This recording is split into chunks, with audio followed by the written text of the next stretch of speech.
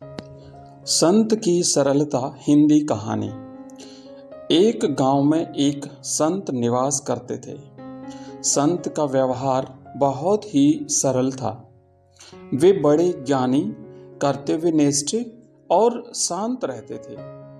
संत के इस व्यवहार से बच्चे बहुत ज्यादा खिल्ली उड़ाते रहते थे, लेकिन संत कभी भी इस बात का बुरा नहीं मानते थे। अपने इस व्यवहार के कारण संत का स्वभाव आसपास में बहुत ही मशहूर था। गांव के लोग अपनी समस्या भी संत के पास लेकर आते और अपनी समस्याओं का उचित मार्गदर्शन से संतुष्ट भी होते थे। इन सभी व्यवहार के कारण बच्चे, बूढ़े सभी के लिए वे संत महात्मा बहुत ही चहेते भी थे और आदर का पात्र भी थे। एक बार बच्चों के एक झुंड को कुछ शैतानी सूझी। बच्चों ने उस संत महात्मा की साध्वी को जाकर यह भड़काया कि संत बाबा को आज बहुत सारा गन्ना मिला है, पर पता नहीं आपके पास आते आते आपके लिए वे कुछ गन्ना बचा पाएंगे कि नहीं। सभी को रास्ते में बांटते हुए आ रहे हैं। संत की साध्वी थोड़ा झगड़ालू प्रवृत्ति की और चिड़चिड़ी प्रवृत्ति की थी। तब तक संत अपनी कुटिया की ओर पहुंच चुके थे। बच्चे शीघ्रता से किसी ओट में छिप गए, परंतु साध्वी संत के हाथों में मात्र एक ही गन्ना देखकर गुस्से से आग बबूला हो गई और गुस्से से बोली कि मात्र एक ही गन्ना लेकर आए हो। और संत महात्मा के हाथ से वो गन्ना छीनकर कहने लगी, जाओ इसे भी किसी को बांट दो।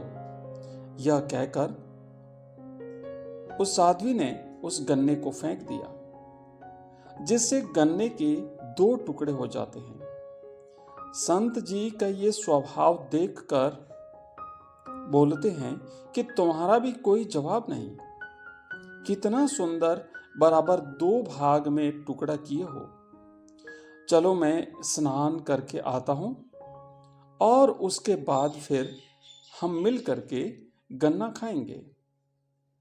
इस प्रकार संत के इस स्वभाव से साध्वी का गुस्सा बहुत ही जल्दी शांत हो जाता है और बच्चे अपनी शरारती स्वभाव पर लज्जित होकर के वहां से भाग जाते हैं। उधर संत महात्मा जी नदी में स्नान कर रहे होते हैं तो वो क्या देखते हैं कि बिच्छू का एक बच्चा पानी में बह रहा है। संत महात्मा, बड़े दयालु आदमी, बिच्छू के इस बच्चे को बाहर निकालने की कोशिश करते हैं, परंतु बिच्छू का बच्चा स्वभाववश संत को डंक मारता है और जल में पुनः हाथ से गिर जाता है।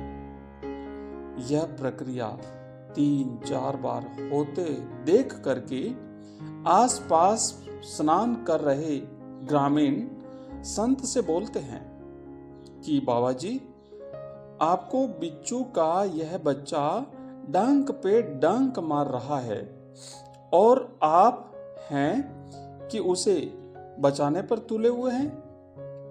आप उसे बार बार क्यों बचाने की कोशिश कर रहे हैं? तब संत महात्मा बड़ी ही सरलता से बोलते हैं कि यह बिच्छू का बच्चा होते हुए भी अपना स्वभाव नहीं छोड़ रहा है, तो हम मनुष्यों को स्वभाव क्यों छोड़ें? हम मनुष्य हैं, हम अपना स्वभाव क्यों छोड़ेंगे? हमें तो किसी असहाय प्राणियों की रक्षा करनी ही चाहिए और फिर कमंडल में पकड़कर बिच्छू के इस बच्चे को बाहर निकाल ही लेते हैं। मित्रों, इस कहानी से हमें ये शिक्षा मिलती है कि हमें अपना स्वभाव कभी नहीं भूलना चाहिए। चाहे कितनी ही विषम परिस्थितियों में हमें अपना धैर्य नहीं खोना चाहिए और अपने कर्तव्यों का निर्वहन हमें करते रहना चाहिए। यही हमारी मानवता है, यही सच्चा धर्म और सच्ची सेवा है। धन्यवाद।